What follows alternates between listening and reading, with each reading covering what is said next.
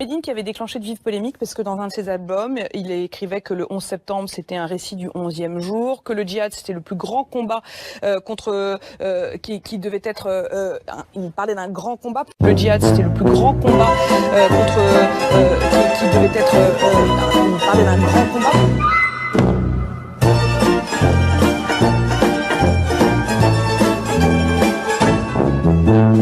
Du Figaro. Moi, je voudrais demander à Ali comment il se sent dans sa vie au quotidien en France. Vous vous sentez dans un territoire plus dangereux, plus menacé, plus exclu que les autres. Comment ça se passe la vie au quotidien? Personnellement, moi, je me sens bien. Pardon? Vous parlez peut-être à un Français. Mais ma question n'était pas là. Vous êtes accusateur et soupçonneux, c'est impossible de calmez-vous, monsieur Non, mais je me cache, insinuer quoi? Qu'elle est raciste? Mais pas du tout. Poser cette question à un Français, c'est quand même particulier. Mais pourquoi non? Pas du tout. Vous posez une question à un Français de savoir s'il se sent bien dans son pays. Non, j'ai dit comment il se sentait dans sa ville et dans l'endroit où il vivait. Excusez-moi, cette question.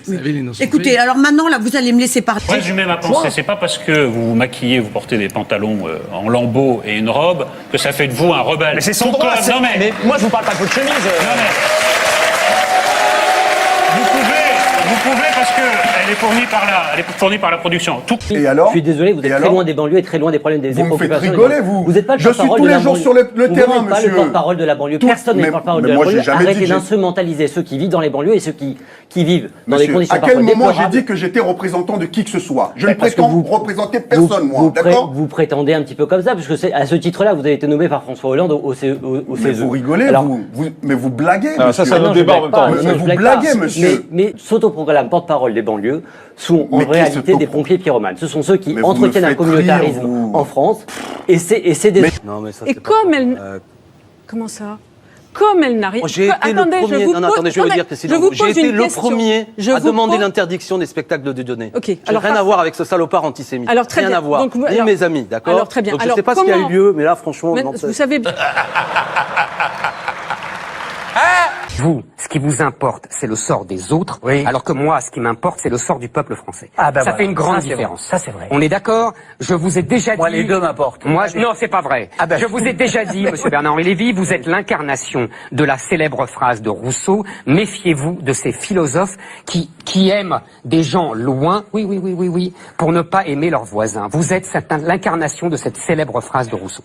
Je trouve que vous êtes un peu un rebelle. Et donc, faut que je fasse quoi? Faut que je me lève et que je vous mette une gifle pour être un rebelle? C'est comment faut faire? Vous savez, prenez un ticket, parce qu'il y a tellement de gens qui veulent en coller une que... Ouais, mais il y en a peu qui ont peut-être les couilles aussi de le faire. Faites la queue. D'accord. Mais si c'est tout ce que vous avez à répondre... Ça commence où? Non, mais si c'est tout... J'adore cette façon de communiquer et de faire entrer les choses dans la tête des Français. Vous parlez de Médine, vous parlez d'islam, vous faites le lien avec la banlieue tout de suite. Arrêtez, ça suffit, d'accord? On en a ras-le-bol des gens comme vous, ça suffit. Non mais ça suffit. La politique de cette manière, elle ne fonctionne plus. Stop. D'accord? Ça, c'est la première chose. L'autre chose, mais le djihad, c'est pas forcément les gens des banlieues. D'accord? S'il vous plaît. Non. Oui, bon, voilà. Non, mais arrêtez ces amalgames stupides, s'il vous plaît. S'il vous plaît. À un moment, ça suffit. Il y a trop d'immigration, on n'y arrive plus. Il faut mettre un coup d'arrêt à ça. C'est insupportable pour les gens. Je veux dire, les gens, ils en peuvent plus. Moi, il suffit que je me promène dans un certain nombre de quartiers de ma ville, les gens, ils en peuvent plus. C'est pas une idée d'extrême droite, ça, mais c'est pas ce qu'il a écrit. Il l'a pas écrit. Que vous étiez malade, mais finalement, vous êtes en phase terminale. Oui, je suis en phase terminale. C'est une réponse, ça. C'est une réponse, hein. T'as pas écrit ton livre, donc tu sais même pas ce que t'as dit, quoi. C'est incroyable. Hein? Non, mais explique-nous pourquoi. C'est incroyable. Non, mais je veux pas m'expliquer avec toi là-dessus. Tu opposes Yassine Bellatar en disant que c'est un islamiste. Oui. Non, c'est quand même. Oui, c'est un islamiste. Mais non, on verra ce qu'il en pense. Bellatar, je ne le connais pas, c'est pas un proche. De là, elle considérée comme islamiste. Et c'est parti. Excusez-moi, on est sur Radouane Lagdib.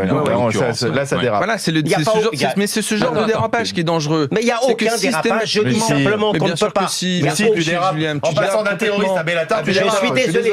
Non, mais je suis désolé. Non, je suis en train de dire. Alors, s'il vous plaît, je suis en train de dire qu'on ne peut pas avoir double bogage. On ne peut pas. Je dis que l'islam radical, on doit lutter de toutes ces manières contre l'islam radical. Il y a un risque, qu'on le veuille ou non, ou lorsque le président Macron prévoit de nommer un islamiste lui, il n'était pas migrant, il était en France depuis très longtemps, il avait été naturalisé quand il était ado. Non, mais je vous dis, vous passez votre vie à vouloir détruire les États-nations qui existent. Vous avez contribué à la destruction de l'État-nation de Yougoslavie, pour la défense de Bosnie.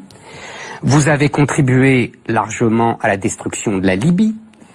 Vous avez approuvé puis désapprouvé, mais enfin ça revient même à la destruction de l'Irak par les Américains. Maintenant, vous continuez et vous dites que effectivement il faut un Kurdistan, donc ça détruirait l'Irak, quoi que vous en disiez. Ça détruirait aussi la Syrie. Vous étiez pour l'intervention en Syrie qui aurait détruit la Syrie.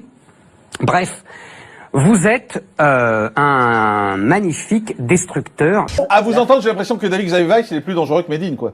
Pardon? À vous entendre, j'ai l'impression que David Xavier Weiss est plus dangereux que Médine. Oui, parce que lui a la parole, justement, sur vos plateaux, et que Médine n'a pas...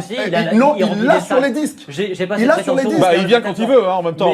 Simplement. Et aujourd'hui, il parle... on censure souvent les disques, alors que vous avez la parole tout le temps, et ça ne dérange personne. Vous divisiez les Français de cette manière-là. Sur son refrain, crucifions les laïcards. Est-ce que vous cautionnez ou vous cautionnez pas? Alors, je vous dis encore une fois, monsieur... Ce sont ses textes, c'est ses chansons. Je connais ses stratégies, ok, quand on sort une phrase de son contexte. On peut pas, c'est des modes de vie qui se fracassent les uns contre les autres. Ils ont des modes de vie tellement radicalement différents qu'aucun d'entre nous ne vivrait là. Mais par exemple. Mais écoutez, moi je vois. Par exemple. Sur le mode de vie, les cages d'escalier. Le terrain public, une fois sorti de sa maison, on ne respecte plus rien. C'est ça la réalité. Nous, on en est l'office.